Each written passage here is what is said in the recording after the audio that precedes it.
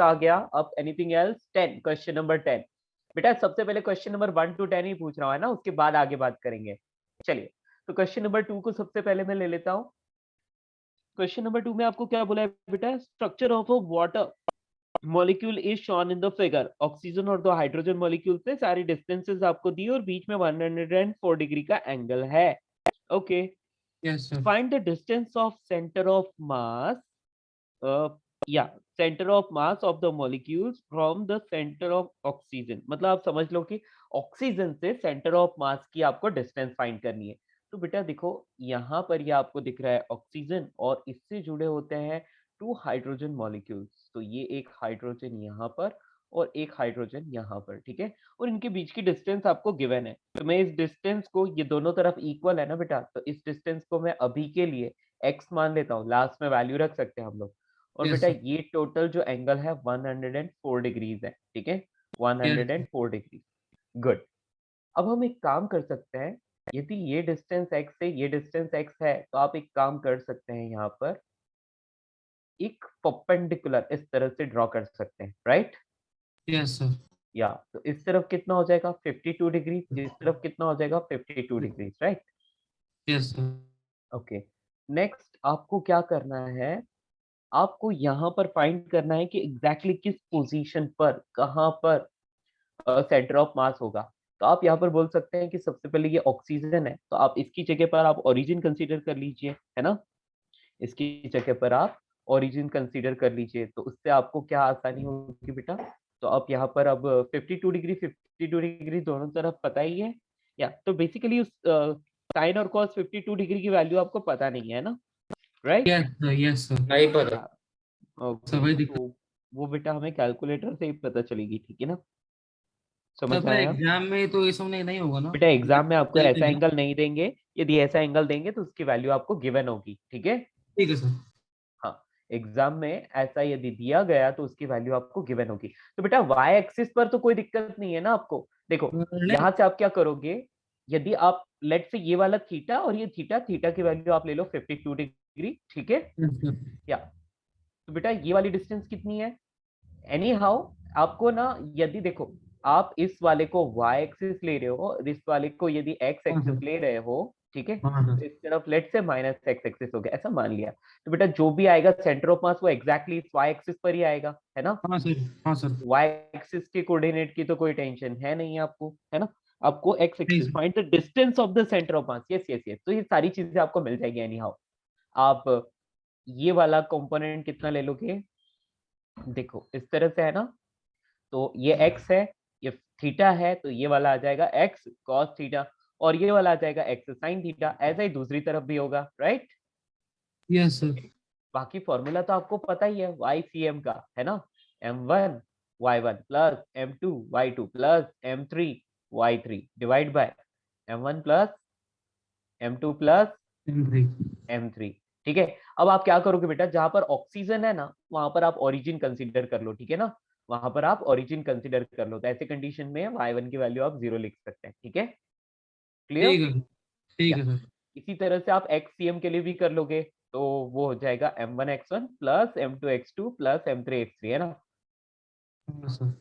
m3x3 divide by m1 plus m2 plus m3। Any how आपको last में रखनी है ये x1 x2 और y1 y2 इन सब की वैल्यूज, ठीक है ना। ठीक है सर। कोई प्रॉब्लम? बेटा y1 का मतलब y कोऑर्डिनेट, है ना, और x1 का मतलब x कोऑर्डिनेट, तो वो सबको आपको पता चल रहा है, राइट? या सर पर इसमें हम क्लियर? लोग को साइन कॉस की जरूरत नहीं पड़ेगी क्या? नहीं बेटा, मतलब अरे साइन कोस की जरूरत है ना बेटा। देखो x1 की वैल्यू 0, y1 की वैल्यू 0, ठीक है। अब इस वाले को सेकंड मॉलिक्यूल और इस वाले को थर्ड मॉलिक्यूल कंसीडर कर लेते हैं, चलो। x2 हाँ। की वैल्यू कितनी आ जाएगी? यहाँ पर आप माइनस लगा लोगे और वो कितना होगा? Minus of x sine theta, clear. हाँ। हाँ हाँ और सही है। y2 की वैल्यू आप लिख सकते हो, that is yes x cos theta, इसको। क्लियर। हाँ हाँ हाँ, सर। इसी तरह से x3 की, तो ये x साइन थीटा हो जाएगा और ये कितना हो जाएगा? y y trace x cos x theta, cos theta. Clear. इससे ये सब प्लस ही प्लस माइनस कॉर्नर सिस्टम का हाँ काट देंगे ना। यस बेटा बिल्कुल। तो एनी हाउ आप यहाँ पर देख सकते हो, देखो इसको ज्यादा सॉल्व करने की जरूरत नहीं है आपको, हाँ एक्स सर। वाला करने की जरूरत ही नहीं पड़ेगी क्योंकि हाँ सर, वो सिमेट्री जीरो आ है। रही है तो वो वैसे भी चला गया। आपको सिर्फ ये वाला करना है, ठीक है। ठीक है। आई बात समझ। हाँ, तो ये वाला हाँ बहुत ही आसान है सॉल्व करना, है ना, ये वाला सॉल्व करना बहुत ही आसान है। क्यों? क्योंकि बेटा एक तो ओरिजिन पर ही है और ये दोनों तो एक्स कॉस थीटा तो टू टू और या आप समझ सकते हो अब आपको क्या करना है, राइट। ऑक्सीजन के लिए तो जीरो आ गया, अब सिर्फ हाइड्रोजन के मासेस एंड ये सब करना है। क्लियर? ये प्लस माइनस से करेंगे ना। यस बेटा। ठीक है सर। ठीक है ना, ये M1 ले लो, ये M2 ले लो और ये M3 ले लो, ठीक है। हाँ हाँ सर, ठीक है सर, तो करेंगे। बहुत आसान हो गया है। क्वेश्चन नंबर 2 क्लियर है। क्वेश्चन नंबर ठीक। 3, इसमें किसी को कोई दिक्कत? हाँ, आपको दिक्कत एक हो सकती है कि सर ये साइन 52 डिग्री और कॉस 52 डिग्री की वैल्यू कहाँ से लाए, है ना। बेटा कैलकुलेटर से आएगी। यदि आपको जेई एग्जाम में ऐसा कुछ दिया जाता है तो ऐसे में आपको उसकी वैल्यू गिवन होगी कि साइन 52 डिग्री और कॉस 52 डिग्री की वैल्यू कितनी आएगी, है ना।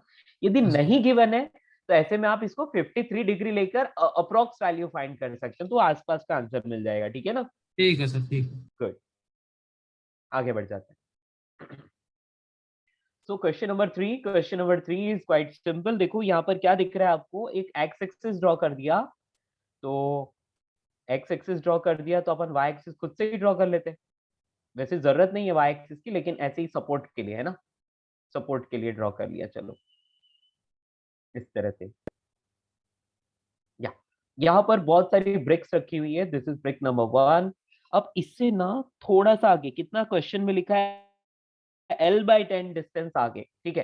तो बेटे पहले फर्स्ट इसका बता देते हैं, इसका सेंटर ऑफ मास यहाँ रहेगा, कितनी डिस्टेंस बोलो, x1 कहां पर आएगा, इसका सेंटर ऑफ मास है ना, x1 मतलब सेंटर ऑफ मास का कोऑर्डिनेट, तो वो आ जाएगा L/2 पर।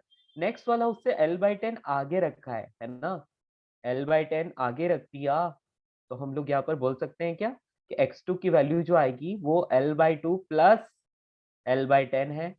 Yes clear? यस उसके बाद देखो 3 4, 4 वाला सबसे आगे, ठीक है, ये नंबर 3 और यहाँ पर नंबर 4 डाल दीजिए, ठीक है। तो x3 की वैल्यू आप लिख सकते हैं L/2 प्लस L/5, है ना, या फिर 12/10 भी लिख सकते हो, ठीक है। और x4 की value that is L/2 plus 3L/10। Clear? उसके बाद रिपीटेशन है, उसके बाद रिपीटेशन है इसका, वापस यहाँ पर यस सर, समझा। ये वाला यहाँ पर और लास्ट वाला फिर से यहाँ आ गया, ठीक है। तो या ये x3 हो जाएगा, ये x4 हो जाएगा, और इसके लिए आप फिर से कौन सा डाल दोगे, इसके लिए आप फिर से x3 डाल दोगे, और इसके लिए आप x2 डालोगे, और इसके लिए x1 डाल दोगे, है ना। कोई दिक्कत किसी को? नो तो सर। नहीं। XCM कितना हो जाएगा, 1 2 3 4 5 6 7, नीचे 7m कर दीजिए, ठीक है। और यहाँ पर 1 वाला 2 टाइम्स आ रहा है ना, तो 2mx1, ठीक है, plus 2mx2 plus 2mx3 plus x sorry mx4, खत्म, है ना। बस सॉल्व करो, आंसर लाओ। किसी को कोई प्रॉब्लम? ठीक है, m1x1 plus m2x2 plus m3x3 plus m4x4 plus m5x5 plus m6x6 plus m7x7 divide by total mass यानी कि 7m, दैट्स ऑल। सारी वैल्यूज मैंने यहाँ लिख के रखी है, ओवर फिनिश खत्म, ठीक है। हो जाएगा? किसी को कोई डाउट क्वेश्चन नंबर 3 में? Any doubt? No sir. Very good. Question number 6 में आते हैं अब, ठीक है। Sir we are taking 2m in x1। बेटा हम 2m नहीं ले रहे हैं, हम लोग ना, देखो आप देखो, ये ना फर्स्ट वाला और 7 ये लास्ट वाला है ना, फर्स्ट वाला और लास्ट वाला बिल्कुल सेम है ना, उनकी सेंटर ऑफ मास की पोजीशन भी सेम है, क्या है, x1 है, और उनका मास भी सेम है, ठीक है। तो एक्चुअली वो m1x1 प्लस m1x1 होके 2mx1 हो गया है, ठीक है। Yes, that's all. Identical bricks है ना, आइडेंटिकल नहीं होती तो सबको अलग लिखना पड़ता। क्वेश्चन नंबर 6 पर आ जाइए। Yes sir. क्वेश्चन नंबर 6 में लिखा है a square plate of H D and circular disc of diameter D are place touching each other at a midpoint of an edge of the plate as shown in the figure 9q2. अब वो देखेंगे कहाँ है. Locate the center of mass of the combination assuming same mass per unit area. मतलब उन दोनों का मास per unit area तो सेम है. अच्छा, ये 9q2 ये कहाँ पर है, कौन से पेज पर है, कहाँ पर है, कोई आइडिया? हाँ, मिल गया बेटा. ये पेज नंबर 157 पर गिवन है. एक सर्कुलर डिस्क और एक स्क्वायर. ये तो इजी क्वेश्चन हो गया. एक सर्कुलर डिस्क ले ली और एक स्क्वायर ले लिया. ये दोनों इस तरह से एक दूसरे को टच कर रहे हैं. ठीक है, ये दोनों एक Yes. दूसरे को टच कर रहे हैं और दोनों एक फ्लोर पर रखे हुए हैं, ऐसा हमने मान लिया. ठीक है, या अब बच्चों आपको वैसे यहाँ पर ओरिजिन का है, ये नहीं दे रखा है ना. Circular disc capture connected H D और द डिस्टेंस ऑफ द. ठीक है बेटा. तो हम लोगों को ऐसा कुछ तो दिया नहीं है कि आपको ओरिजिन कहाँ कंसीडर करना है ना. हेलो, तो इतना दिया है कि वो दोनों का ऐसा का जो वो हम assume कॉन्टैक्ट कर पॉइंट है सकते वो हैं ना. मिल Yes, sir. We can assume that to be the center of the circle. हाँ सर. हाँ तो Exactly. या तो आप बेटा जैसे आपके ऑप्शंस दे रखे हैं या जो कुछ भी आपको कुछ तो हिंट मिलेगा है ना, उसके अकॉर्डिंग आप क्या कर लोगे, ओरिजिन कंसीडर करोगे. ठीक है, तो ओरिजिन कहाँ कंसीडर करना चाहते हैं आप, तो वो तो आपको Mid- ऑप्शन. हाँ, ये तो मिड पॉइंट पर कंसीडर करेंगे ना. एक मिनट बेटा, ऐसी चीजें क्या ऑप्शन देख के की जाती है. ठीक है ना, तो इसलिए यहाँ ऑप्शन तो है नहीं, आंसर की है. तो आप इसके लिए बेटा मल्टीपल आंसर्स हो सकते हैं. वैसे एक बार मैं क्वेश्चन को पूरा पढ़ लेता हूँ. ठीक है, तो ये कौन सा क्वेश्चन था, क्वेश्चन नंबर 6 था ना. या हाँ sir. Locate the centre of mass of the combination assuming the same mass per unit area. तो बेटा आपको ऐसा कुछ नहीं बोला है कि आपको ओरिजिन कहाँ कंसीडर करना है, आपको बस आंसर देना है. ठीक है, आपको बस आंसर देना है. तो ये तो बहुत इजी हो गया. इसमें इसकी रेडियस आप ए मानो, मतलब इसकी डायमीटर ए है और इसकी साइड ए है. कोई दिक्कत? तो यदि आप ओरिजिन को यहाँ मानते हैं तो आंसर अलग आएगा. मतलब इसके यहाँ पर मान रहे हैं तो आंसर अलग आएगा. ठीक है, और यदि आप ओरिजिन को सेंटर ऑफ सर्कल पर मान रहे, सेंटर ऑफ द डिस्क पर मान रहे हैं तो आंसर अलग आएगा. तो सारी कंडीशन में जो आंसर्स हैं वो अलग अलग आपको मिलने वाले हैं. ठीक है, अब वो क्वेश्चन में आपको ऑप्शंस के अकॉर्डिंग चूज करना होगा. ठीक है, तो आप अभी कहाँ मानना चाहते हैं, बोलो. सर ये So, मिड पॉइंट पर. according to the HCV, center of the circle लेंगे तो आता है. यस, तो चलिए सेंटर ऑफ सर्कल को मैंने कंसीडर कर लिया कि let's say this is origin. Okay, यदि ये ओरिजिन है तो इसका खुद का सेंटर 0,0 पर होगा और यहाँ से ये a/2 डिस्टेंस पर ये आ रहा है ना, a/2 डिस्टेंस पर ये पॉइंट है. लेकिन इस स्क्वायर का सेंटर फिर से कहाँ आ जाएगा, a/2 पर. तो ये a,0 ये इसका सर वो कोऑर्डिनेट प्लेट है. हाँ हाँ हाँ, प्लेट है बेटा, कोई दिक्कत नहीं है. मैं तो इनका सिर्फ centre of mass of plate ले रहा हूँ. हाँ ठीक है, हाँ. तो कहाँ पर आ गया, a,0 पर, और सर्कल का उसके सेंटर पर, मतलब सॉरी डिस्क का उसके सेंटर पर. ओके, करना क्या है, xcm इज इक्वल्स टू. अब यहाँ पर दोनों की मास डेंसिटी सेम है. जब मास डेंसिटी सेम होती है तो अब हमें m1a1 m2a2 लेने, सॉरी m1x1 m2x2 लेने की जरूरत नहीं है. a1x1 plus a2x2 divide by a1 plus a2. और यहाँ पर क्योंकि x1 0 है तो हटाओ, जरूरत नहीं है. ycm ऑलरेडी 0 पर है तो कोई दिक्कत नहीं है. तो xcm की वैल्यू आ गई यहाँ पर. सर्कल का area a square into a. ठीक है, डिवाइड बाय पाई a/2 का स्क्वायर. यस और no, area of the disc कितना हो जाएगा, पाई a/2 का स्क्वायर प्लस ये कितना है, a स्क्वायर. किसी को कोई प्रॉब्लम? ठीक है दोस्तों, तो answer is 4a divide by pi plus 4a, sorry pi plus 4. Yes, sir. Yes, sir. This is the answer. तो quite simple. Question number 10, question number 10 पर आ जाइए. कुछ यहाँ पर आपको दे रखा है, consider a gravity free hall in which a tray of mass capital M carrying a cubical block of ice of mass small m. एक रूम के अंदर एक बड़ी सी ट्रे रखी है जिसका मास कैपिटल एम है और उसमें एक आइस का क्यूब रख दिया जिसकी लेंथ एल है और उसका मास स्मॉल एम है. If the ice melt by what distance does the center of mass of the tray plus ice system descend? Okay, tray और इस आइस का, इसका सेंटर ऑफ मास कितना नीचे जाएगा, ये आपसे पूछा है ना, ठीक है। ओके, तो आप इसको इस तरह से कर सकते हैं। क्वेश्चन नंबर है ये 10। क्वेश्चन नंबर 10 में इस तरह की ये ट्रे है, ठीक है।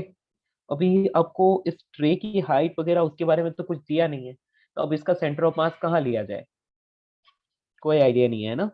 या बट आपको क्या पूछा है, if ice melts by what distance does the centre of mass of the tray plus ice system descend, ठीक है। तो यदि मैं ट्रे को सिर्फ एक प्लेट मान के चलूं, है ना, ट्रे को सिर्फ एक प्लेट मानकर चलूं तो क्या होगा, let's say this is a plate,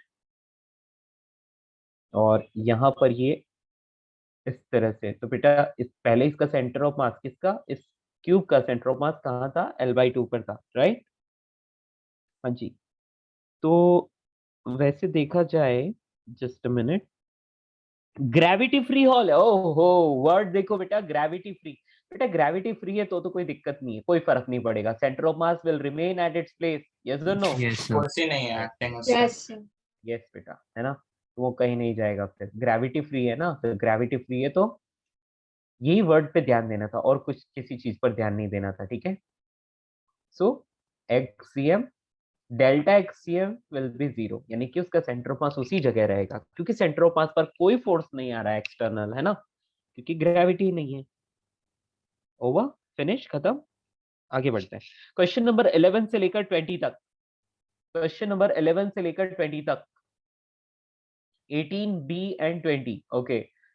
एक तो आ रहा है 18 का बी ऑफ पार्ट, हाँ जी, नेक्स्ट 20, है ना, तो 18 के बी के बाद 20, ठीक है। और कोई, 19, गुड, और 19 देख के तो मोमेंटम कंजर्वेशन टाइप का लग रहा है, ओके। हाँ हाँ सर। बिल्कुल, चलिए, तो सबसे, और 13 भी है, ओके। तो बेटा यहाँ पर मैं लिख लेता हूँ, है ना, 13,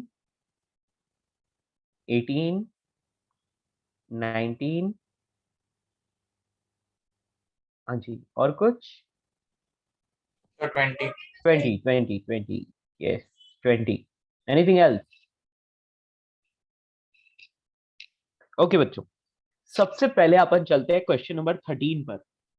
13 में आपको बोला है, a cart of mass m is at rest on a frictionless horizontal surface and the pendulum bob of mass m hangs in the cart and string breaks, the bob falls on the floor and several collisions occurs and finally क्या होगा, lands up a small hole, और यहाँ पर slot made in the floor and a horizontal distance between the string and the slot is L, horizontal distance दिया है, ठीक है। find the displacement of cart and okay, बेटा ये वही है, मतलब ये सारे क्वेश्चन दिखते थोड़े अलग हैं लेकिन है वैसे ही एक ही जैसे। मान लिया कि ये यहाँ पर बॉल थी, ठीक है, और यहाँ पर वो स्लॉट बना हुआ है, तो मैं यहाँ पर स्लॉट बना देता हूँ, ये स्लॉट बना हुआ है, ठीक है, ओके। अब होगा क्या बच्चों, कि जैसे ही स्ट्रिंग ब्रेक होती है तो यहाँ से इस स्ट्रिंग से और इस होल की डिस्टेंस जो है वो L है, ठीक है। तो टोटल क्या होना चाहिए, L डिस्टेंस जो है वो इसको मूव करना होगा।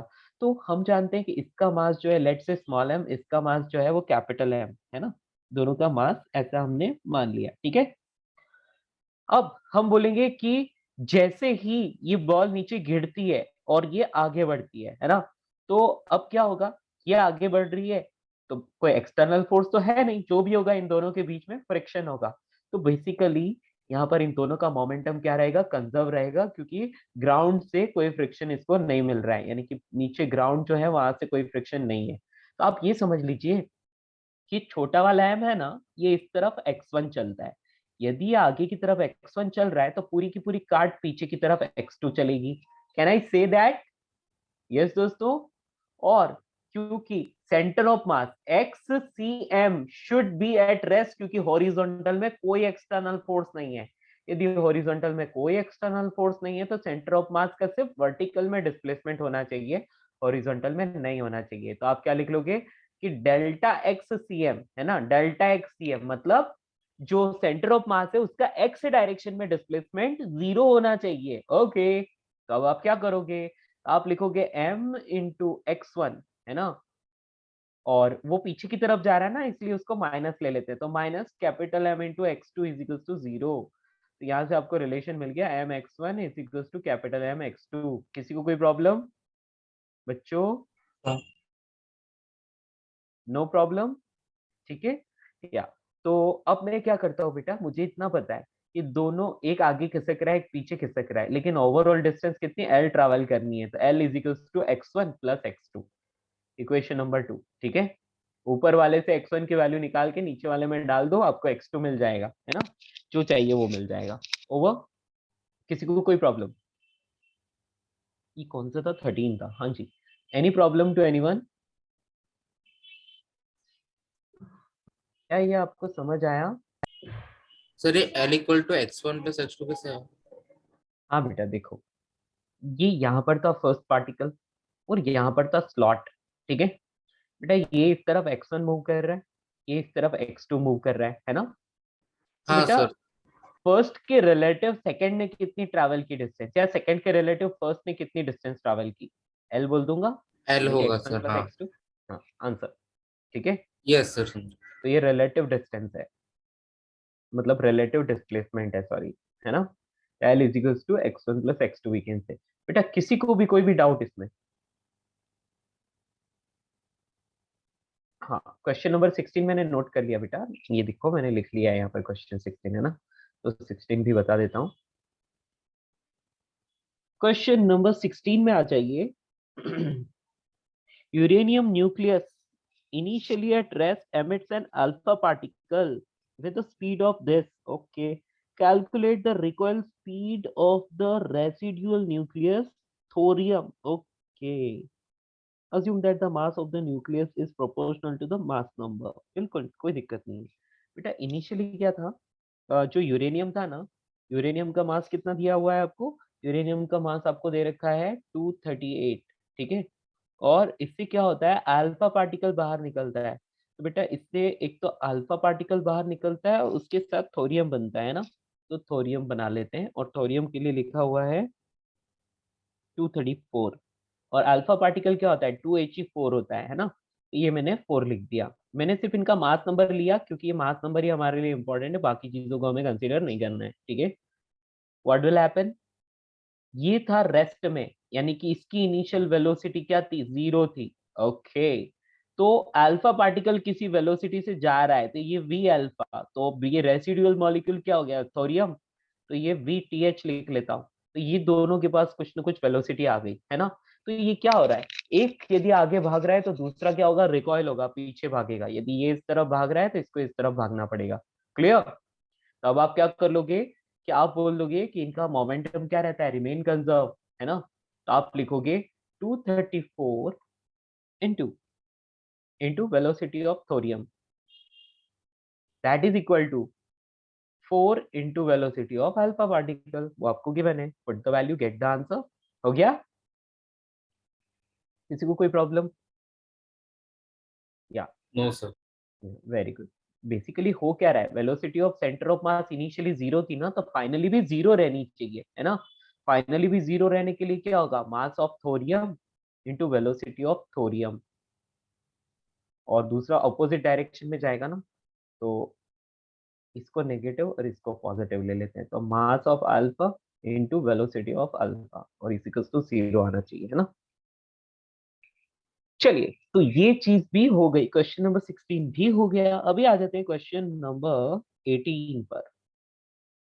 क्वेश्चन नंबर 18 में आपको बोला है, a neutron initially at rest decays into proton, an electron and an antineutrino, ठीक है।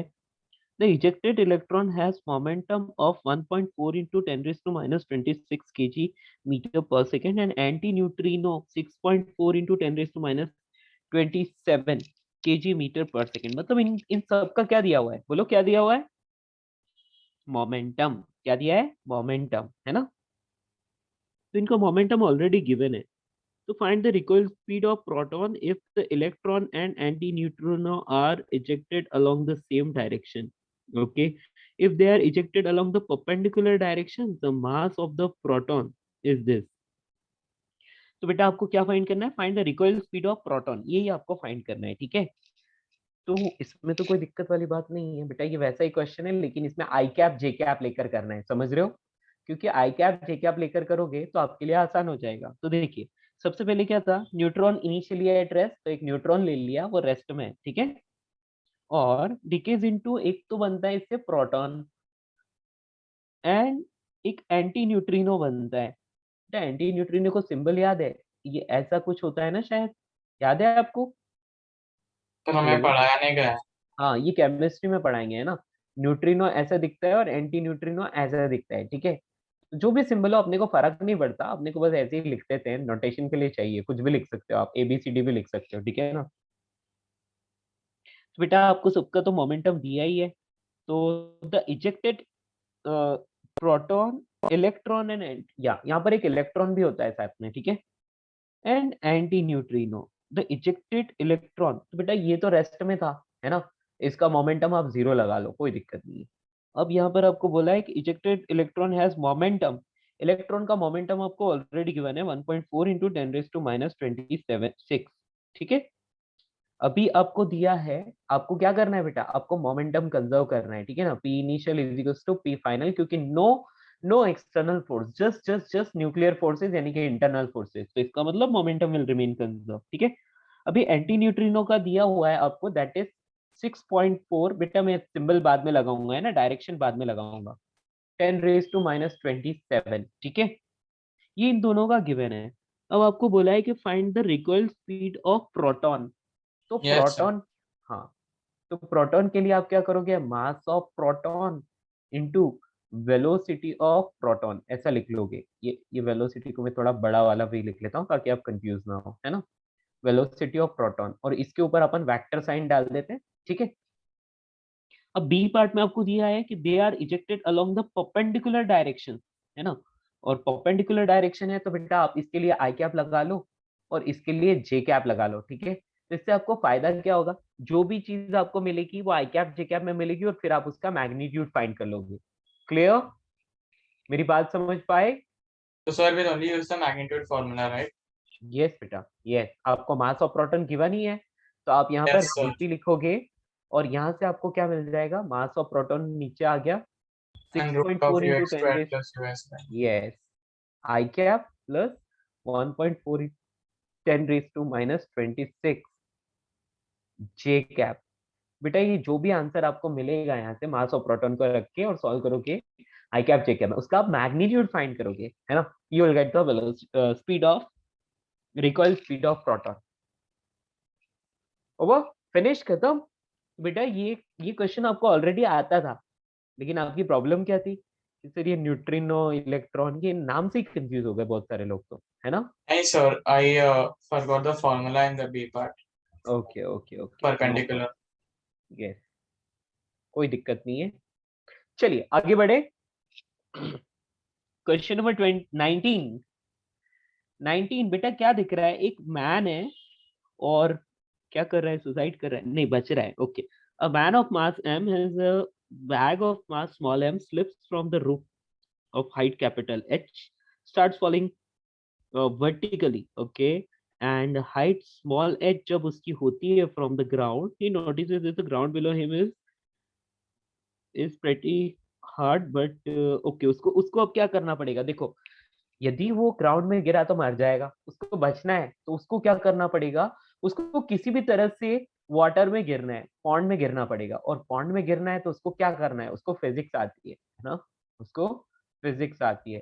तो ऐसे में वो रिकॉइल स्पीड वाला कॉन्सेप्ट उसको याद आ जाता है, तो वो क्या करता है, देखो टोटल हाइट h है, यहाँ से मैन गिरता है और मैन ना यहाँ पर पहुंच जाता है, ये मैन है, ठीक है?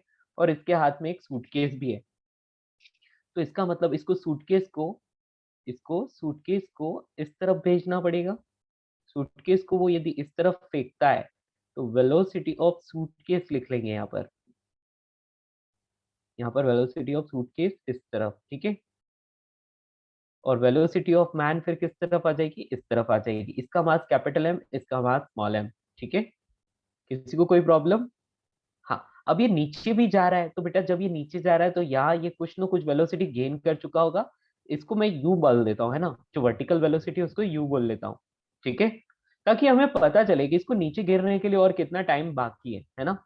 तो बेटा यहाँ से ऊपर से लेकर इस पोजीशन तक ये ऑलरेडी कितना गिर चुका है, ये already capital H minus small H, तो हाइट गिर चुका है, और कितना और गिरना बाकी है, तो स्मॉल एच गिरना बाकी है। Yes, any problem to anyone? No, sir. Okay, और यहाँ से इसको कितनी दूर जाकर गिरना है, मतलब इसको एक्स डिस्टेंस के बाद पॉन्ड है ना, उस पॉन्ड में इसको गिरना है ताकि ये खुद को बचा पाए। ओके, तो बेटा हॉरिजॉन्टल डिस्टेंस तो इतनी कवर करनी है, तो आप इसको डायरेक्टली कर सकते हो, m इंटू सबसे पहले vs लिख लोगे, that will be equal to capital M into vm। क्यों? क्योंकि आपको पता है हॉरिजॉन्टल डायरेक्शन में एक्सटर्नल फोर्स नहीं है, और एक्सटर्नल फोर्स नहीं है इसका मतलब एक्स डायरेक्शन में सेंटर ऑफ मास की वेलोसिटी क्या रहेगी, जीरो रहेगी, है ना। वो बैग को धक्का देता है, बैग को फेंकता है हॉरिजॉन्टली, तो ऐसे में वो रिकॉइल हो जाता है अपोजिट डायरेक्शन में, तो ये इस तरफ आएगा। यस, किसी को कोई problem? Hello? No, sir. No problem. Okay, तो ऐसे में अब क्या करना है, यहाँ से आपको मिल जाएगी velocity of man in horizontal direction, ठीक है। अब वो कितना होना चाहिए, तो वो होना चाहिए ये x divide by time of flight. Can I say? Hello Yes, sir. बच्चों, क्या मैं इसको ऐसे कर सकता हूँ कि now now horizontal range is x, और that should be vm into जितना भी टाइम अभी उसको नीचे गिरने में चाहिए, दैट इज t, ठीक है। अब ये टाइम अपने को फाइंड करना है, ये टाइम हम आराम से फाइंड कर सकते हैं क्योंकि हमें यहाँ पर u की वैल्यू पता है, u is equal to root two g h minus h, ये u है, और उसके बाद कितना h हाइट और नीचे गिरना है ना, तो हम लोगों को वो फॉर्मूला पता है, कौन सा वाला? यस, किसी को याद है? v square, sorry v is equal, हाँ, h हाइट नीचे गिरना है, h is equal to u into t plus half G T square, सारा नीचे डायरेक्शन में है ना, यहाँ से टी की वैल्यू आ जाएगी, आएगी? यस, इस नो, किसी को कोई प्रॉब्लम? बोलिए दोस्तों। No, sir. हाँ जी, यहाँ, तो यहाँ पर आप इसको इजीली सॉल्व कर पाएंगे। यदि आपको ये ऐसे नहीं करना है तो आप बी मतलब आप फाइनल यहाँ पर भी root two G H final velocity ले सकते हैं, यहाँ की वेलोसिटी आपको पता है ही, तो v is equals to U plus G T से भी कर सकते हैं ना। यदि आपको जैसे करना है कि लेट से फाइनल वेलोसिटी जब ग्राउंड पर पहुंचेगा तो v is equals to root two G H हो जाएगी, है ना। आपको चाहिए टाइम, तो आप v is equals to U plus G T भी लगा सकते हो यहाँ पर, तो ऐसे में क्या हो जाएगा, root two G H is equals to u की value root two G H minus H plus यहाँ पर g और यहाँ पर t। बेटा यहाँ से t की वैल्यू आएगी, ओके बच्चों, यहाँ से आपको t की वैल्यू आएगी, तो ये t की वैल्यू उठा के इस इक्वेशन में रख लो ऊपर वाली में, ठीक है। ये t की वैल्यू उठा के यहाँ रख लो, you will get the velocity of man, है ना। तो वेलोसिटी ऑफ मैन मिल गया। अब आपको पूछा है कि सूटकेस को किस वेलोसिटी से फेंकेगा, तो वो उससे ऊपर वाली इक्वेशन से मिल जाएगा। Got it? Entire concept, equation Yes, number sir. 1, equation number 2, and from here you will get time, ठीक है, solve it, get it। किसी को कोई भी problem? VCM in x direction zero कैसे हुआ?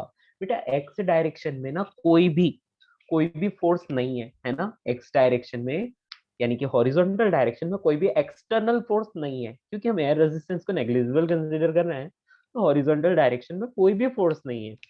तो जब सिस्टम पर कोई फोर्स नहीं होता तो सेंटर ऑफ मास की वेलोसिटी जो होती है वो जीरो रहती है। तो एक्स डायरेक्शन में, हॉरिजॉन्टल डायरेक्शन में सेंटर ऑफ मास की वेलोसिटी जीरो रहेगी। तो ऐसे में क्या होगा, ऐसे में हम VCM को जीरो लगाएंगे। तो यदि किसी वेलोसिटी से बैक को फेंका जाता है तो रिकॉइल वेलोसिटी से मैन भी ऑपोजिट डायरेक्शन में जाएगा, इसीलिए, ठीक है। Yes. That's all, complete. बच्चे आपको समझ में आया एनसी फ्लैगशिप आगे क्या लिखा हुआ है, दिख नहीं रहा है? हाँ जी बेटा, हाँ, समझ sir. आया, गुड। क्वेश्चन नंबर 19 कंप्लीट हुआ। क्वेश्चन नंबर 20,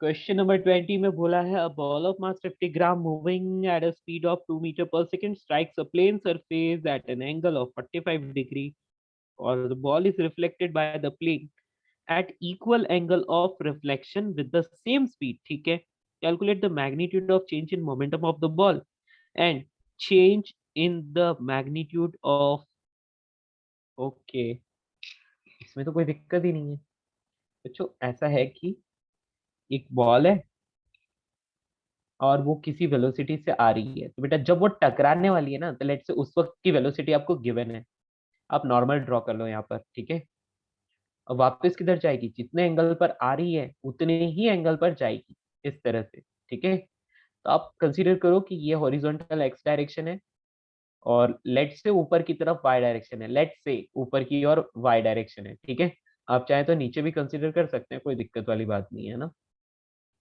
क्योंकि आपको जस्ट वैल्यू बतानी है। ओके, वेलोसिटी v है, v के 2 कंपोनेंट्स ले सकते हैं, है ना। तो बेटा ये थीटा है ना, तो यहाँ पर भी थीटा आ जाएगा, फिर तो ये आ जाएगा v साइन थीटा और इस तरफ v cos थीटा।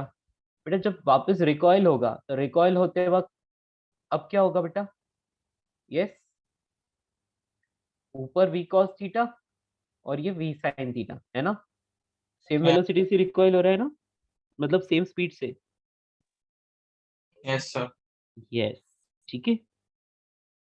या तो अब आपको क्या करना है, मोमेंट आपको तो magnitude sorry change in momentum निकालना है। तो delta p is equals to p final minus p initial, और इसको आप लिख सकते हैं m into V final minus V initial. V final बेटा एक्स एक्सिस के डायरेक्शन में वेलोसिटी चेंज नहीं हुई क्योंकि कोई फ्रिक्शन नहीं, कुछ भी नहीं, है ना। तो एक्स Yes, sir. डायरेक्शन में V sine theta I cap था और बाद में भी V sine theta I cap है, तो हटा दो, जरूरत ही नहीं है। लेकिन वाई डायरेक्शन की बोले तो finally V cos theta J cap, और ये है minus V cos theta, minus of minus, है ना, final Yes, minus sir. Initial. तो ये v cos theta j cap. So answer is 2m v cos theta j cap.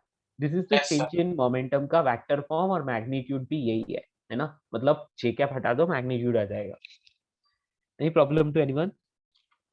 No, sir. No, ठीक है। तो ये खत्म हो गया, जस्ट वैल्यू रखोगे आंसर आएगा। हाँ, आपको क्या पूछा है बेटा, देखो नेक्स्ट क्या पूछा है, the change in magnitudes of momentum. तो बेटा मैग्नीट्यूड इनिशियली भी वही था, फाइनली भी वही है, समझ रहे हो ना। इनिशियली मैग्नीट्यूड का मोमेंटम mv था, है ना, p इनिशियल का मोमेंटम mv था, और आफ्टर कॉलिजन p फाइनल का जो मैग्नीट्यूड है वो भी कितना है, mv है। तो जस्ट चेंज इन मतलब मैग्नीट्यूड्स का चेंज यदि पूछा जाए, मोमेंटम के मैग्नीट्यूड्स का चेंज यदि आपसे पूछा जाए तो that is 0। Got it? Okay, यदि Yes. आपसे चेंज इन मोमेंटम का मैग्नीट्यूड पूछे तो mv cos थीटा, ठीक है। और आपसे पूछा जाए कि magnitude sorry change in magnitudes of momentum, है ना, तो वो क्या आएगा, 0 आएगा। इनिशियल जो मैग्नीट्यूड तो फाइनल भी वही रहेगा। और क्वेश्चन नंबर 20 तक हो गया। 21 से 30 28. 28 और 25. 27 में एक छोटा डाउट है। हाँ हाँ 26, 27, 28 ये 3 क्वेश्चंस मिले हैं मुझे। 25. 24 भी है, 25 भी है। ओके, 25 क्लास में किया। कौन से क्लास में किया? ठीक है, कोई बात नहीं, Practice जो class। भी हो देख लेते हैं ना। 29 हाँ सर, क्लास तो यहाँ क्लास में हुआ है। ओके। बेटा आपको नहीं समझ आया, क्लास नोट्स में किया हुआ ये, है ना। चलिए कोई बात नहीं, देख लेंगे जो भी हो। तो इसमें तो आपको बहुत सारे डाउट्स हो गए, नहीं और कुछ बचा है? ओवर। चलिए सबसे पहले आ जाते हैं 24 में। बेटा मैं कोशिश करूंगा कि मैं सिर्फ हिंट देके छोड़ दूं, यदि आपको उसके बाद भी नहीं होता है तो फिर आप मुझे मैं पूरा बता दूंगा, ठीक है। Question number 24, during a heavy rain hailstone of average size 1 centimeter in diameter falls with the average speed of 20 meter per second. Suppose 2000 hailstones strikes every square meter of 10 by 10. Okay, ठीक है बेटा, every square metre है ना। या तो यहाँ पर बोल रखा है कि इन 1 सेकेंड लिखा है, ओके ओके ओके ओके। तो 2000 हेलस्टोन पर सेकेंड पर मीटर स्क्वायर गिर रहे हैं, ठीक है। So hailstone do not rebound, rebound नहीं होते, मतलब उनका पूरा मोमेंटम गायब हो जाता है, यानी कि पूरी तरह से वो फोर्स लगा रहे हैं यहाँ पर, ठीक है। तो calculate the average force exerted by the falling hailstone on the roof, ठीक है, and density of the hailstone is 900 this, ठीक है, कोई दिक्कत नहीं। क्वेश्चन नंबर 24 सॉल्व कर रहे हैं, ठीक है।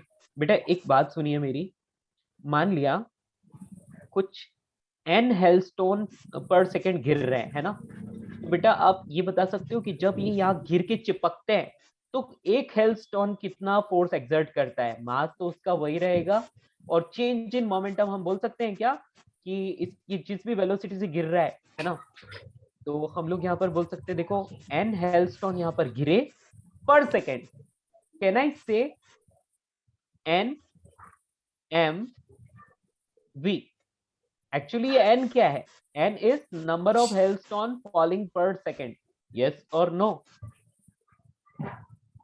बेटा n को मैं लिख सकता हूँ dn by dt, can I से, और इसकी वैल्यू क्वेश्चन में 2000 लिखी है पर स्क्वायर मीटर के लिए, यस बच्चों।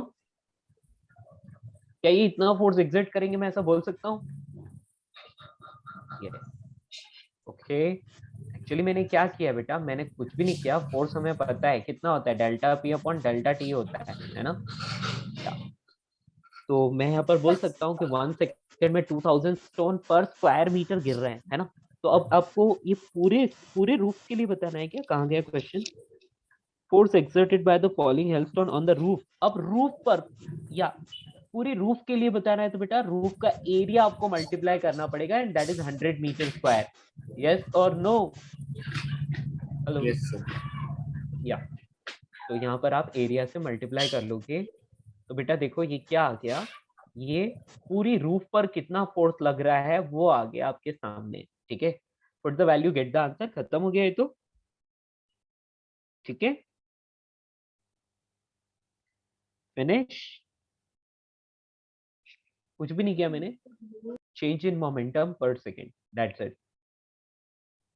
व्हाई वी, बेटा वी इसलिए क्योंकि देखो हमें पता है मोमेंटम p कितना है, m into V, change in momentum कितना है, तो वो जाकर चिपक गया तो m इंटू वी बोल देते हैं ना, मतलब माइनस एम वी, बट ठीक है मैग्नीट्यूड हो गया m इंटू वी, ये चेंज इन मोमेंटम हो गया, है ना, कितना, एक स्टोन का। अब आपको बोला है कि स्मॉल एंड स्टोन पर सेकेंड गिर रहे हैं, मतलब आप ये समझ लो कि यहाँ पर ये जो पर सेकेंड गिरने की रेट है वो 2000 है, तो उसको मैंने स्मॉल एन बोला है, तो स्मॉल एन एम वी, ये चीज क्या है, ये delta P upon delta T की वैल्यू है, ठीक है। और ये पर स्क्वायर मीटर के लिए तो टोटल एरिया के लिए ए टाइम्स हो जाएगी। क्या आप इस बात को समझ पाए, ओके बच्चों, Yes. ओके, या दैट्स ऑल। तो ये आ गया आपका आंसर अभी।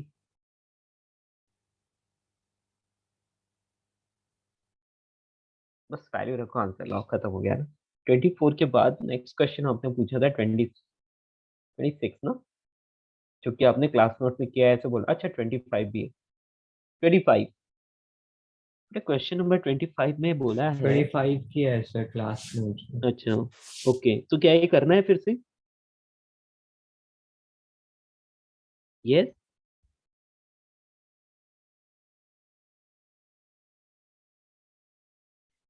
ओके, कर लोगे राइट।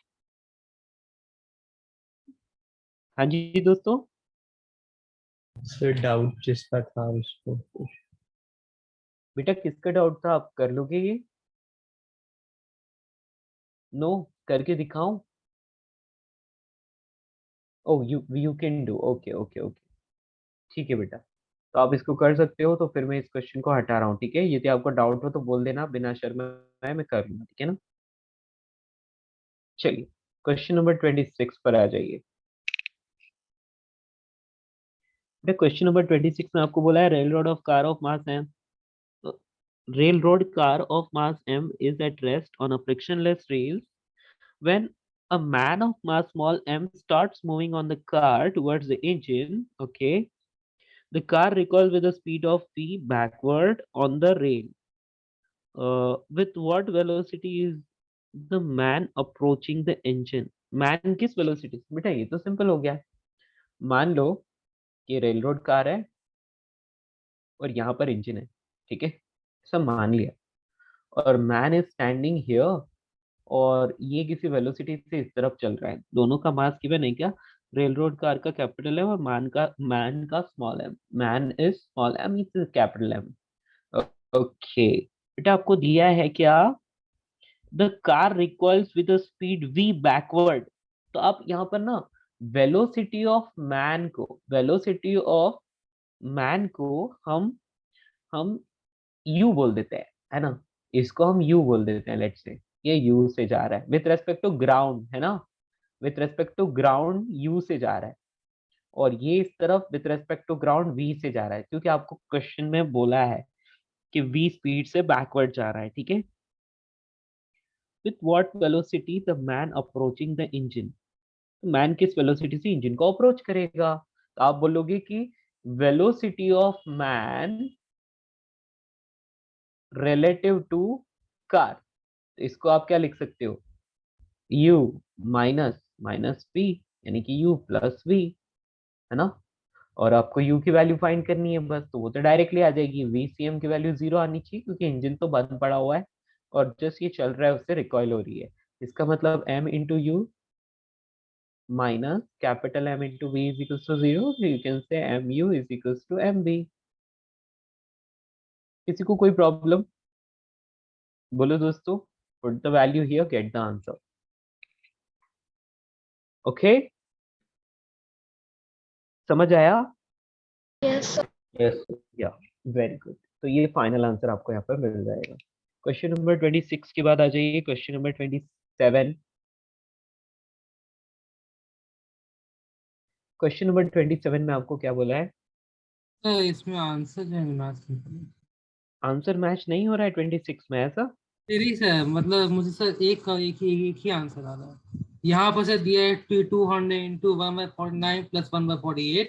सर मुझे से अच्छा 27 में ना, 27 में, राइट? हाँ हाँ सर, सर 20. हाँ सर, और मुझे आ रहा है सर ये 200/48 आ रहा है. ये जो है Okay, चलो देखते हैं ना.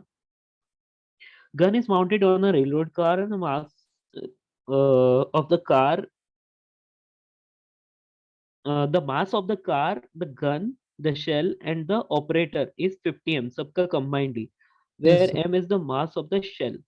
Okay, if the velocity of the shell with respect to the gun is 200 meter per second, with respect to gun दिया हुआ है, ठीक है. What is the recoil speed of the car after the second shot? Neglect the friction. Second shot के बाद बताना है, not after first shot. Second Yes, shot sir. के बाद, है ना. तो आप ये समझ लीजिए कि एक रेल रोड कार है और इसके ऊपर जो कोई भी है उन सबको मिला लो. तो यहाँ पर एक गन लगा लेते हैं अपन इस तरह से, ठीक है. और गन से जो है वो शेल जाता है. तो इनिशियली इन सबका मास मिला के 50 m था, है ना. 50 m. हाँ, जैसे ही इसमें से गन में से शेल बाहर निकलता है, तो बेटा बचा हुआ मास कितना रह गया? 49 m, है ना. 9 m हो गया. हाँ सर. हाँ, और जो शेल यहाँ से जा रही होगी उसका मास है m, ठीक है. हाँ सर. हाँ, तो उसका मास हो गया m. ओके, अब ये किसी वेलोसिटी से जा रही है, वो वेलोसिटी गिवन है क्या? 200 मीटर पर second. 200 metre second. Very good. तो इसको अपन लिख लेते हैं u. क्या लिख लेते हैं? u लिख लेते हैं, ठीक है. चलेगा. तो मान लिया कि ये पीछे की तरफ जा रहा है v1 से, अब, है ना. रिकॉइल तो होगा, तो v1 से पीछे की ओर रिकॉइल होगा, ठीक है. तो आप जानते हैं vcm 0 रहना चाहिए. तो ऐसे में आप क्या कर लोगे? ऐसे में आप यहाँ पर बोल दोगे कि 49 m into v1 should be equal to m into u. Equation number 1 correct. हाँ यहाँ सर. से आपको, हाँ, यहाँ से आपको v1 की वैल्यू मिल गई, ठीक है. तो v1 की वैल्यू यहाँ पर आपको मिल गई. 200/49. हाँ अब सर. क्या हुआ बेटा? सर 200/49 होगा. हाँ जी बिल्कुल, 200/49. तो ये 200/49 लिख देते हैं यहाँ पर, ठीक है. हाँ या सर। ये आ गई आपकी फर्स्ट आंसर। अब क्या हो रहा है बेटा, ये पूरा सिस्टम मूव कर रहा है, लेकिन अब फिर से क्या हुआ, सिस्टम, आप भूल जाइए वो पहली वाली शेल तो चली गई है ना। अब नया एक और शेल को फायर करना है, क्योंकि सेकंड शॉट बोल रहा है ना, तो एक और शेल को फायर करने का है। तो एक और शेल को फायर करोगे तो देखो, उससे पहले आप बोलोगे कि ये तो पीछे की तरफ जा रहा है V1 से, और जब एक और शेल को फायर किया जाता है तो इसकी वेलोसिटी को तो आप बोलो V2, ठीक है। और जो शेल जा रहा है वो कितने से जा रहा है बेटा, वो भी बता रहा। वेट गाइस रुको, यहाँ पर आपको क्या बोल रहा है, रुको रुको रुको, क्वेश्चन को फिर से देखो। Velocity of shell with respect to gun, बेटा हाँ ये सर। वेलोसिटी ऑफ, यानी कि इसको ये velocity of shell with respect to gun बोलोगे आप, समझ रहे हो ना। और हाँ ये 200 दिया है, हाँ क्लियर। ये, हाँ सर ये समझ यस, गए। हाँ। तो से इसके हिसाब से सर, तो जो गन की तो लॉस ये एक मिनट, ये बोल रहा है in state before firing, are you getting, in state before firing, यानी कि आप ये समझ लो कि velocity of shell minus V1, समझ रहे हो। हाँ तो sir. Minus of minus V1, इसकी वैल्यू जो है वो 200 है। ओके, हेलो, हाँ सर। क्योंकि उसने लिखा हुआ है clearly in state before firing, तो बिफोर फायरिंग उसकी -V1 वेलोसिटी थी, राइट। तो हाँ -V1 के रिलेटिव आपको ये लेना है, तो ये इसकी वैल्यू 200 है ना। तो यहाँ से आपको वेलोसिटी ऑफ शेल मिल रही है दैट इज 200, और ये इस तरफ आ जाएगा तो -V1, क्लियर, सर। समझ गए।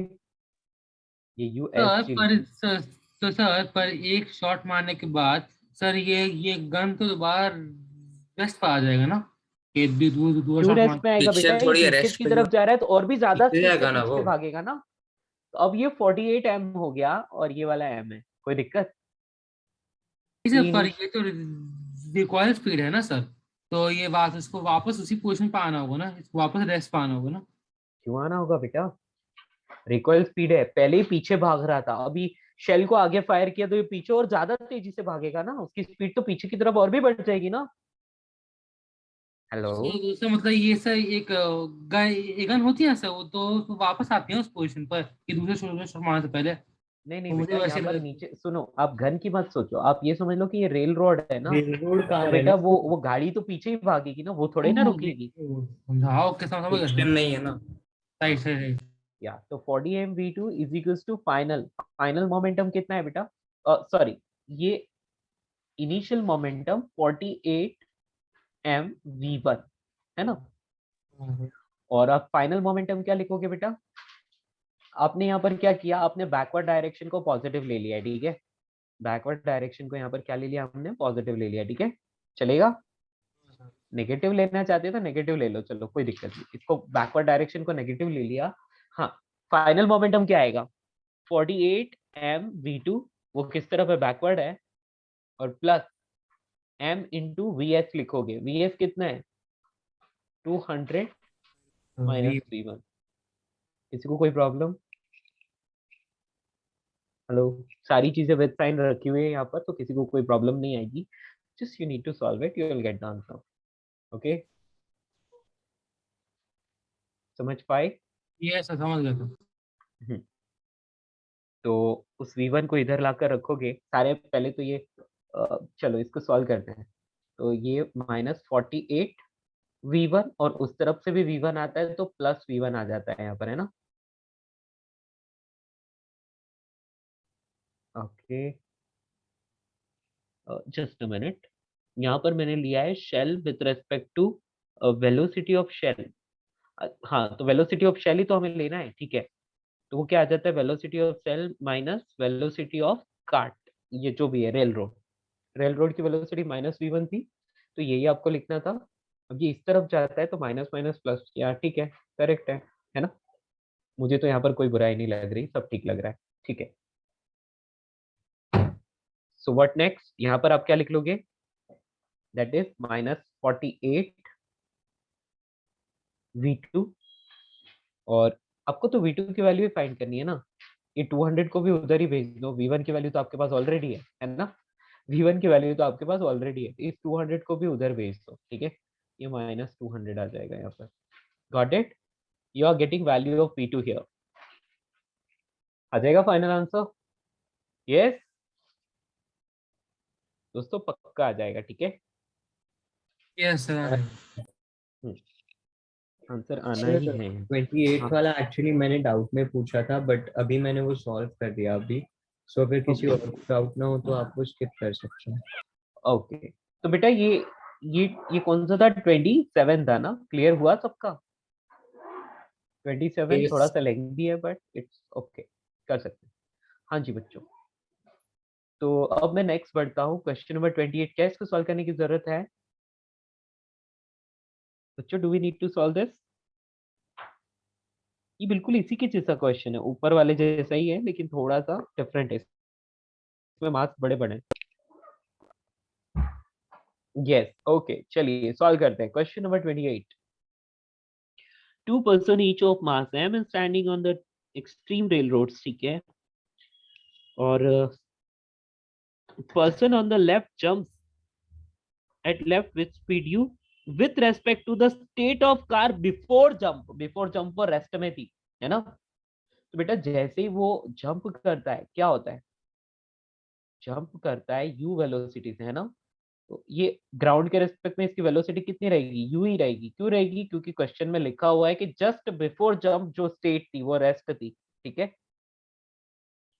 अब ये m और ये दोनों इस तरफ v1 से जा रहे हैं, ठीक है।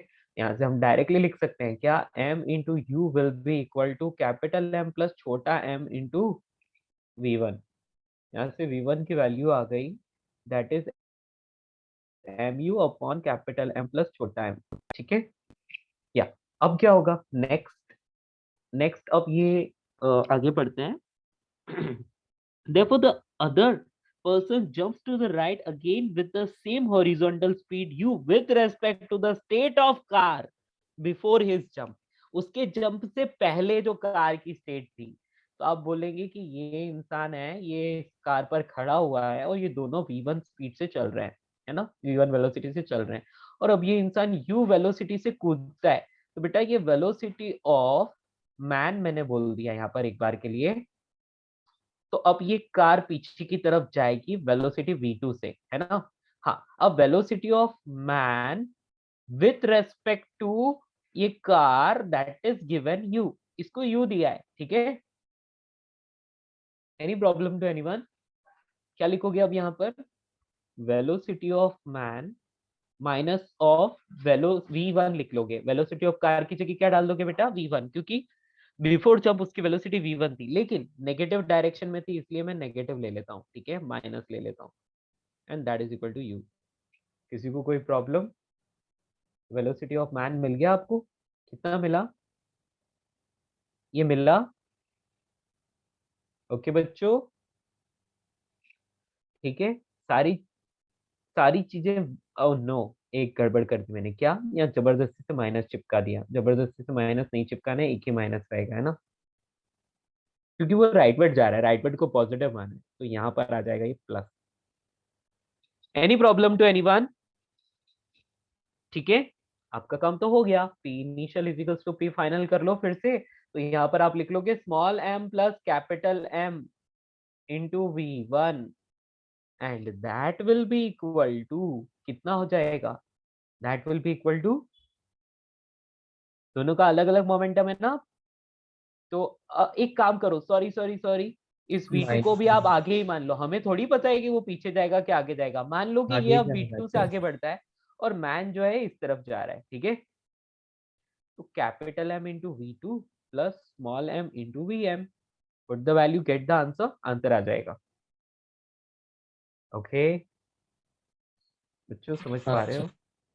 हाँ, एनी दिक्कत?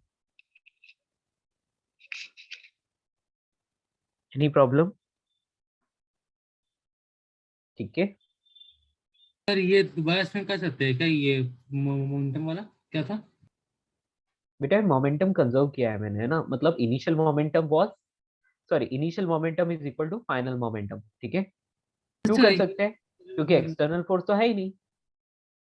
सर ये V2 कौन सा फोर्स V2 कौन सा V2 स्पीड? बेटा the final speed of the car, जब ये सेकंड वाला इंसान भी जंप कर जाता है ना, उसके बाद जो कार की स्पीड है वो V2 है, ठीक है। ठीक है सर, मुझे तो ये Vm की वैल्यू उठा के यहाँ रखोगे, आंसर मिल जाएगा आपको, है ना। और V1 की वैल्यू ऊपर आ चुकी है, mu upon capital M plus small m। क्या ये सबको समझ आया? Yes, shall we move? So yes good. So बच्चा सर लोगों, 27th वाले में हमने शायद एक -49 लेना था, हमने -48। ओके। सर ये हाँ बेटा, ये -40। गड़बड़ हो गया। यस बेटा, यस यस यस, यहाँ गड़बड़ हो गया है ना, यहाँ गड़बड़ हो गया बिल्कुल। बेटा ये इनिशियल मोमेंटम जो था वो 49 था, तो यहाँ पर 49 लिखना पड़ेगा। अभी ठीक आ गया है ना? अब कोई दिक्कत? नहीं ठीक सर, है, ठीक। Very good, thank you. ठीक है बच्चों, क्योंकि इनिशियली ये दोनों लोग थे ना, इन दोनों का मास तो 49 एम था ना। फाइन।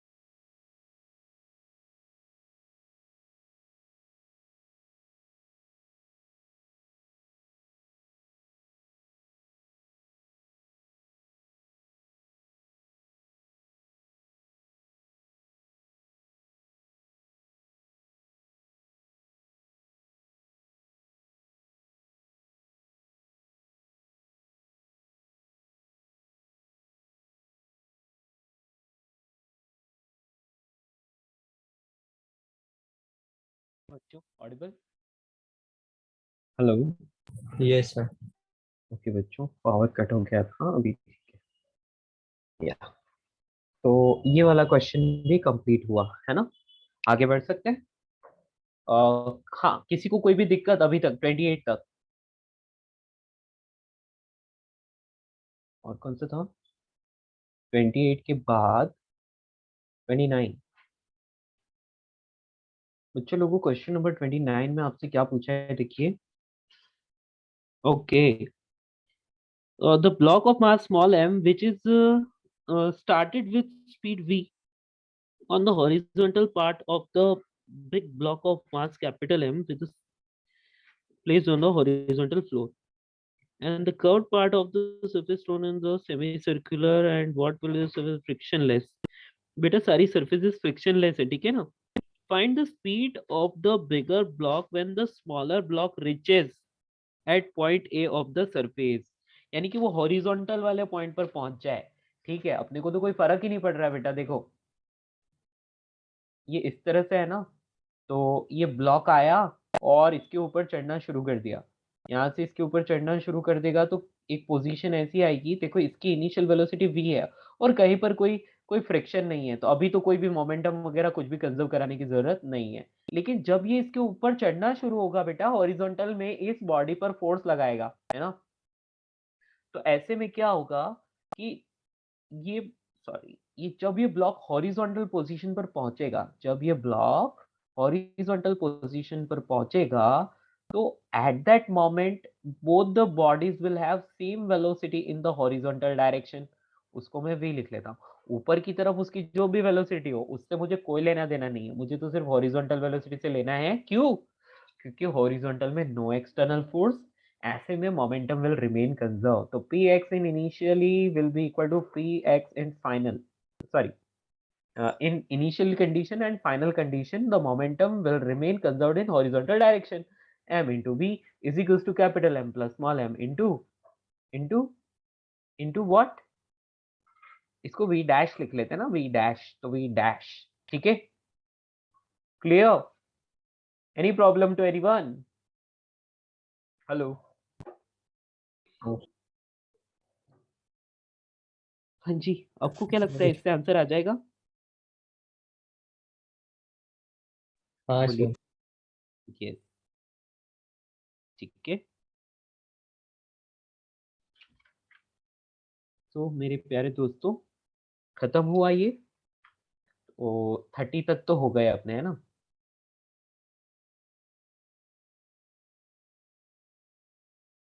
क्वेश्चन नंबर 30 तक सारा क्लियर है। क्वेश्चन नंबर 31 से 40 तक, क्वेश्चन नंबर 31 से 40, any doubt? So 38 part D and D. 38 पूरा sir. 38 33. Complete, 33, 37, 40, okay. Anything else?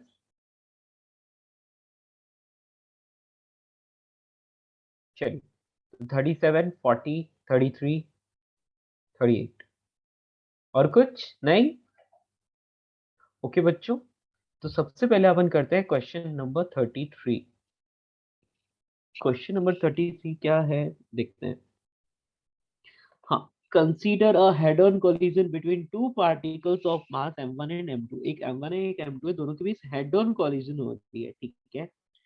Initial speed of the particles are u1 and u2 in the same direction, okay. The collision start at t is equals to 0। एक minute, कहाँ गया question number 33? हाँ, initial speed of the particle u1 u2 in the same direction and collision start at t is equals to 0 and the particle interacts for a time interval delta t। delta t time interval के लिए particles interact करते हैं during the collision. The speed of the first particle varies as. First particle की speed जो है वो किस तरह से वेरी करेगी, ये आपसे पूछा गया है। Find the speed of the second particle as a function of time during the collision, ठीक है। तो बेटा आपको क्या दिया है, देखो, कोलिजन के वक्त ना जो फर्स्ट पार्टिकल की स्पीड है ना, ये नीचे इक्वेशन दिए इस तरह से वैरी कर रही है, ठीक है। तो आपको सेकंड पार्टिकल की स्पीड का फंक्शन फाइंड करना है, तो कोई दिक्कत ही नहीं है। आप ऐसे ड्रॉ कर लो, ये फर्स्ट पार्टिकल है, ठीक है, ये u1 से भाग रहा है and obviously u1 is greater than u2, तभी वो सेकंड पार्टिकल को हिट कर पाएगा, है ना। तो जब ये दोनों एक दूसरे से टकराते हैं, तो v1 और v2 के बारे में कुछ लिखा है? नहीं लिखा है ना। या आप ठीक है, ठीक है। The collision started is speed of the first particle varies as. First particle की स्पीड इस तरह से वैरी करती है, तो find the speed of the second particle as a function of, ठीक है। तो आप ऐसा मान लो कि जब ये दोनों पार्टिकल जो है टाइम के साथ क्या हो रहा है, इनकी कोलिजन हो रही है, तो यहाँ पर ये एक पार्टिकल और ये एक पार्टिकल दोनों डेल्टा टी टाइम के लिए, है ना। जब ये डेल्टा टी टाइम के लिए क्या कर रहे हैं, कोलाइड कर रहे हैं, total time is delta T. तो इसकी वेलोसिटी जो दे रखी है, तो बेटा इसकी वेलोसिटी कितनी दे रखी है, v t is equals to u1 plus t upon delta t, यानी कि टोटल टाइम इंटरवल और टाइम जो जितना टाइम किसी टाइम टी की बात कर रहा है ना, दैट इज गिवन टी, ठीक है। टोटल टाइम इंटरवल तो कांस्टेंट है, टोटल टाइम इंटरवल क्या है बेटा, कांस्टेंट है। तो एक तरह से हम बोल सकते हैं कि ये फर्स्ट पार्टिकल की वेलोसिटी है, ठीक है, और यहाँ पर v1 माइनस u1, ठीक है, ऐसा आपको गिवन है। तो आपको सेकंड पार्टिकल के लिए फाइंड करना है। बेटा सेकंड पार्टिकल के लिए यदि आप फाइंड करोगे और हेड ऑन कोलिजन है, ठीक है, हेड ऑन कोलिजन है, तो क्या करोगे बेटा, आप ये तो बोल ही सकते हो कि मोमेंटम किसी भी इंस्टेंट पर बात कर लीजिए, मोमेंटम तो कंजर्व ही रहेगा। यस और नो, एग्री? आप बोलोगे ना initial momentum is equal to final momentum, directly values रख लो, आपका काम हो जाएगा, होगा ना?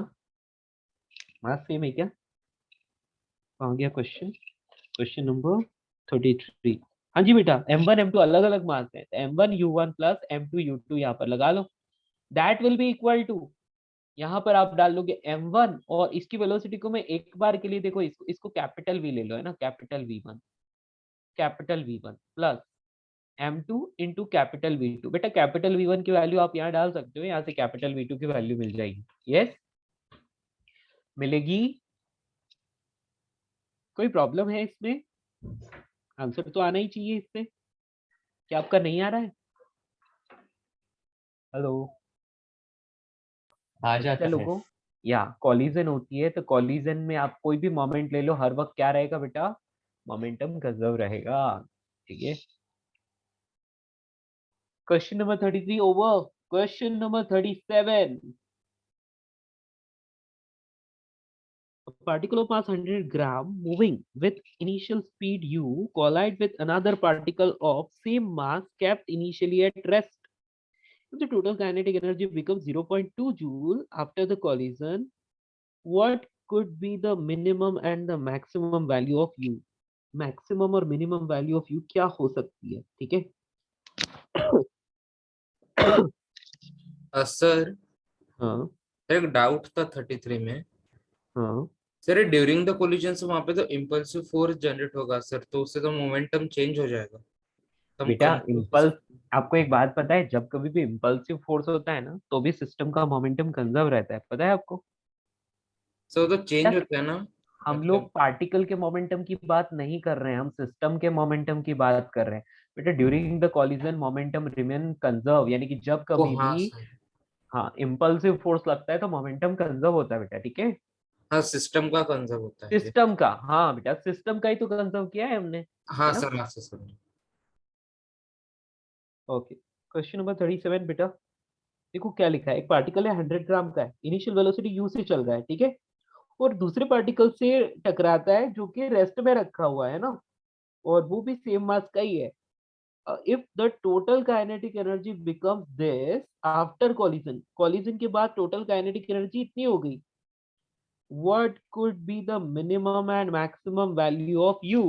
बेटा मिनिमम कब होती है, जब perfectly inelastic collision हो, और मैक्सिमम वैल्यू u की कब होगी, जब collision is elastic। yes और no, मतलब मिनिमम काइनेटिक एनर्जी और मैक्स, हेलो मेरी बात समझ पा रहे हो? देखो हाँ एक बार, हाँ एक बार हम बात करते हैं कि ये मिनिमम हो जाए, काइनेटिक एनर्जी मिनिमम हो जाए, तो वो कब होगी, जब E की वैल्यू 0 हो। और काइनेटिक एनर्जी को, यदि इसी काइनेटिक एनर्जी को मैक्सिमम वैल्यू कंसीडर करें, वो कब हो सकती है, जब E1 हो जाए। तो जब E1 हो जाता है तो क्या होता है, वेलोसिटीज आपस में एक्सचेंज हो जाती है, याद है आपको? यस।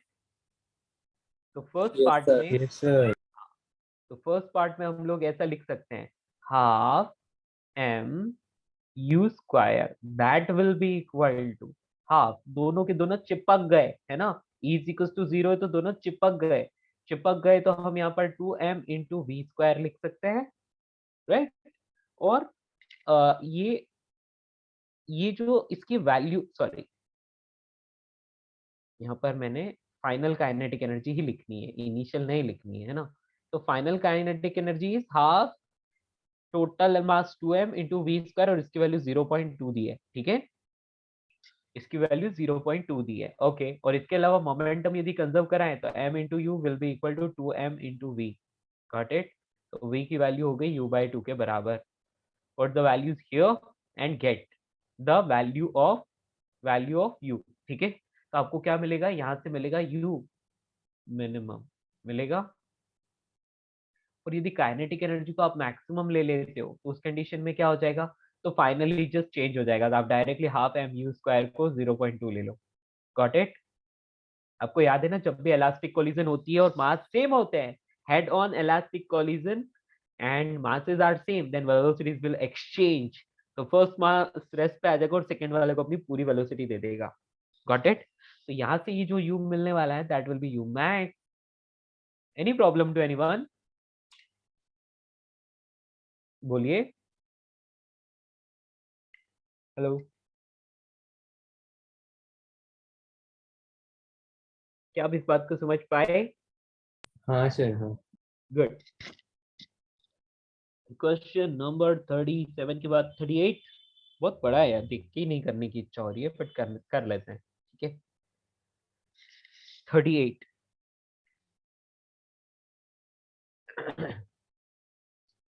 क्वेश्चन नंबर 38 में बोला है two friends A and B each of mass 40 are sitting on a frictionless platform at at some distance d apart. A rolls a ball of mass 4 kg on the platform towards B and B catches. B इसको पकड़ लेता है, ठीक है, and B rolls the ball towards A and A catches, ठीक है।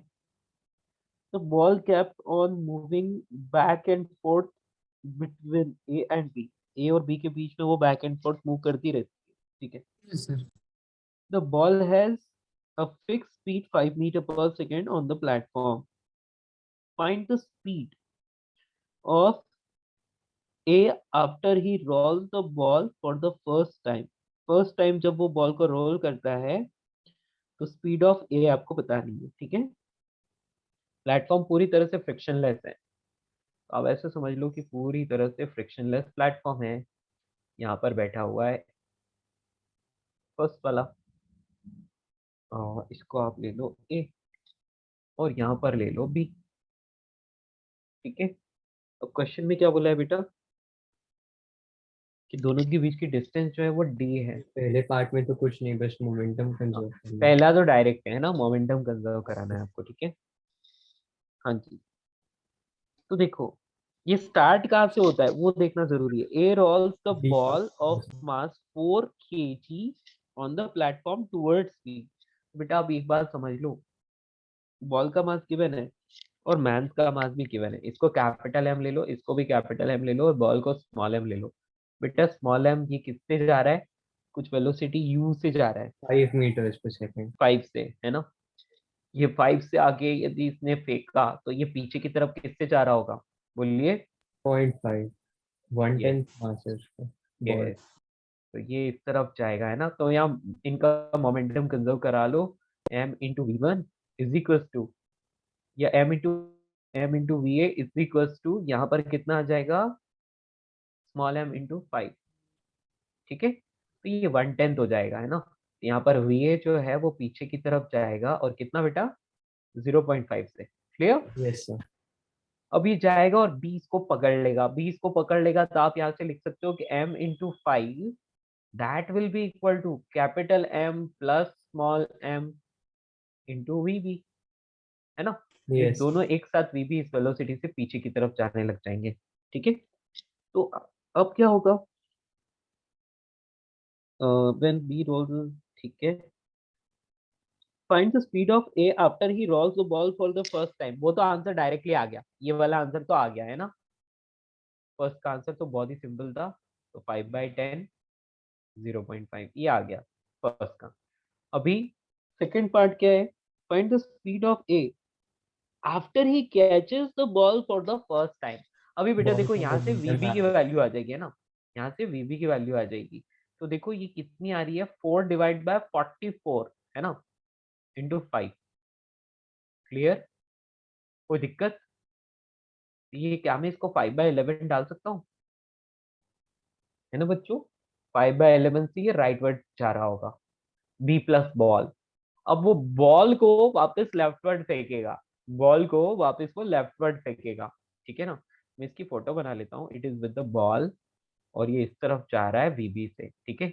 हाँ जी, अब ये बॉल को फेंकेगा तो बॉल की फिर से velocity with respect to ground, ball की वेलोसिटी कितनी होनी चाहिए, वेलोसिटी 5 ऑफ बॉल इज 5, है ना, वेलोसिटी ऑफ बॉल को छोटा भी लिख देता हूँ, उसको v रहने देते हैं ना, वेलोसिटी ऑफ बॉल को 5 लिख लेते हैं डायरेक्टली। चलो, तो अब ये 5 की वेलोसिटी से लेफ्टवर्ड जा रहा होगा, है ना, तो लेफ्टवर्ड जा रहा होगा, इसको -5 लिख सकते हैं, and that will be equal to, क्या लिखोगे यहाँ पर, बोलो, वेलोसिटी ऑफ, ये क्या है, ये velocity of ball with respect to ground है, ये क्या होता है, वेलोसिटी ऑफ बॉल प्लस, या यहाँ पर डायरेक्टली अपन लिखते हैं ना इसको, अच्छा रहेगा।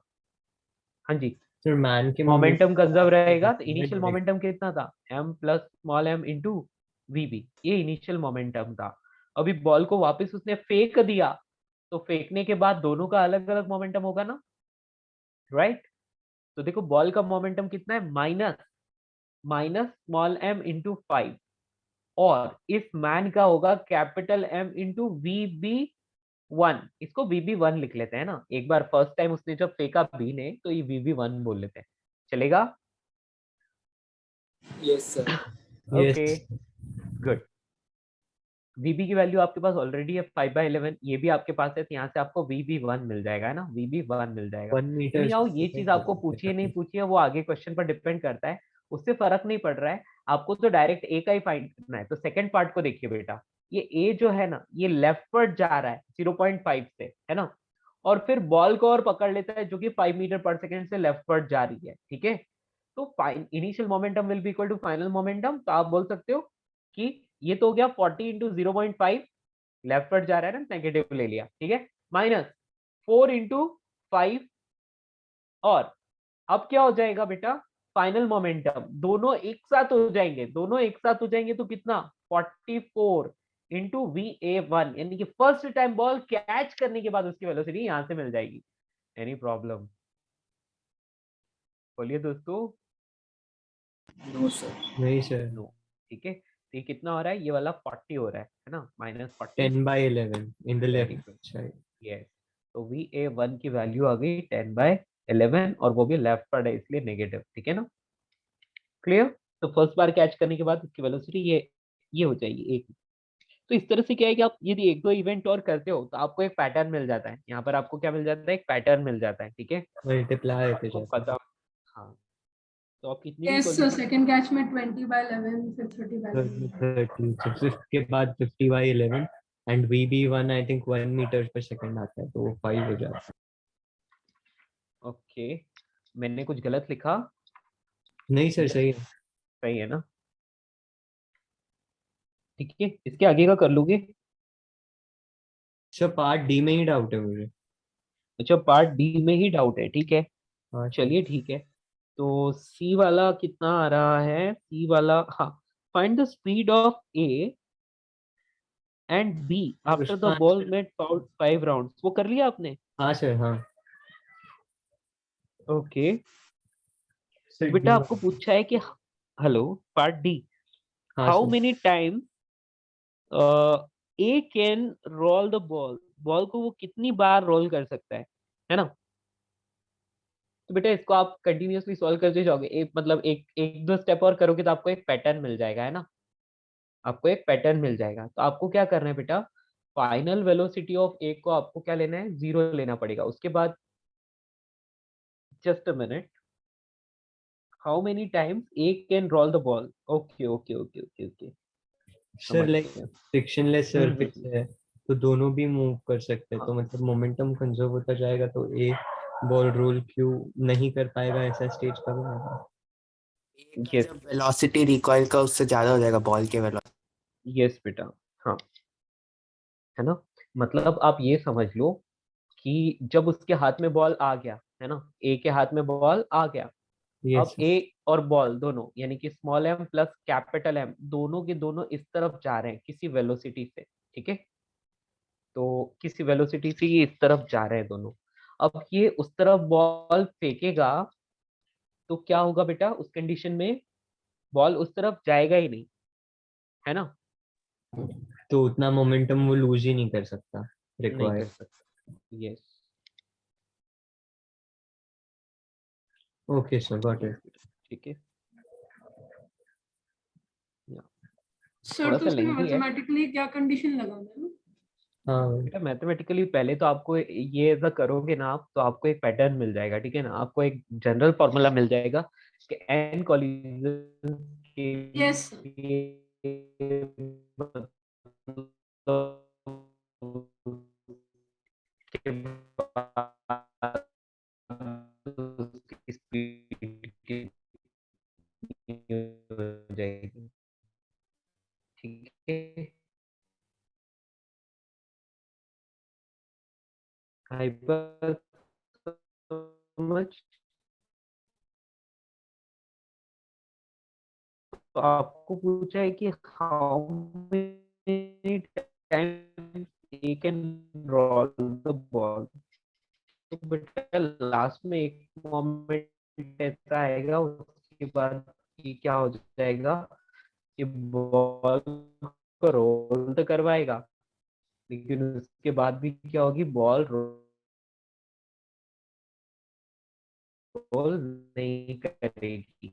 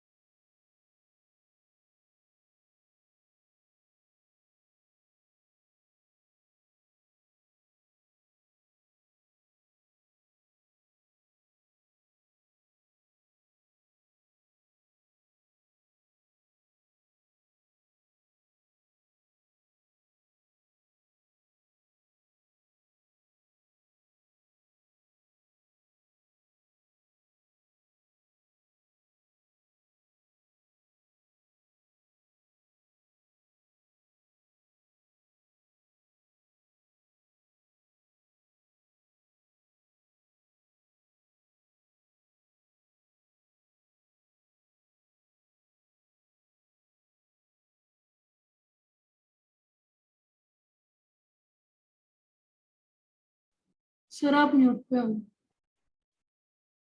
Yeah, now am I audible? Okay, Yes, sir. Sir, but we have good. another class now, so can we continue next class? You don't have any other class next? Hello? Sir, we have a doubt session at Sir, 7:30. हम लोग का एक और class है 7:30. Okay अच्छा 7:30 हो गया, okay okay okay, तो ठीक है बेटा, आप लोगों का क्लास है तो मैं खत्म, मेरे को टाइम ध्यान नहीं रहा, मुझे 2 घंटे की क्लास याद रह गई, ठीक है। सो टाइम ओवर राइट। हाँ क्वेश्चन सर, नंबर thank 40 बताओ कि ये आप खुद ही कर लेना, मोमेंटम कंजर्वेशन है, ठीक है ना। चलिए बच्चों आगे बढ़, अब नेक्स्ट क्लास में डिस्कस करेंगे, ठीक है, bye bye. Bye, sir. Thank you, sir. Bye sir, thank